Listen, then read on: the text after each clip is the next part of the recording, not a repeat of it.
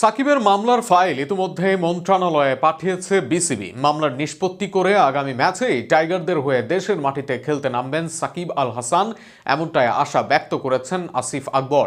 আগেই গুঞ্জন ছিল এই পদক্ষেপের, এবার তা বাস্তবেও করে দেখালেন আসিফ। আরও বিস্তারিত শুনুন প্রতিবেদনে।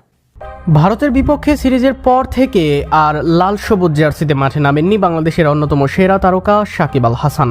বৈষম্য বিরোধী আন্দোলনের পর তার বিরুদ্ধে দায়ের হওয়া মামলাকে ঘিরে তৈরি হয় আইনি জটিলতা। সেই পরিস্থিতির কারণে দেশের মাটিতেও ফেরা হয়নি অভিজ্ঞ এই অলরাউন্ডারের। তবে সাম্প্রতিক সময়ে আবারও তার জাতীয় দলে ফেরার আলোচনা জোরালো হয়ে উঠেছে।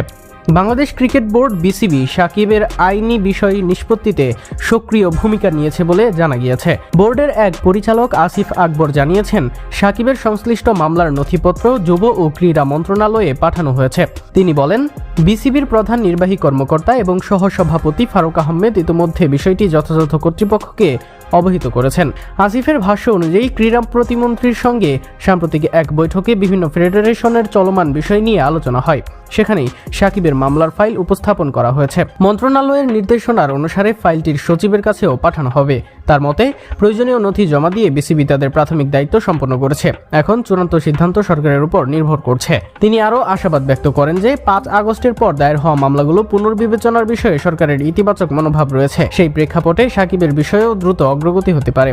আসন্ন পাকিস্তান সিরিজে তাকে দলে পাওয়ার সম্ভাবনার কথাও ইঙ্গিত দিয়েছেন তিনি। সবকিছু অনুকূলে গেলে দীর্ঘ বিরতির পর আবারও জাতীয় দলের জার্সিতে দেখা যেতে পারে সাকিব আল হাসানকে। এমন প্রত্যাশার প্রহর গুনছেন দেশের ক্রিকেট প্রেমীরা।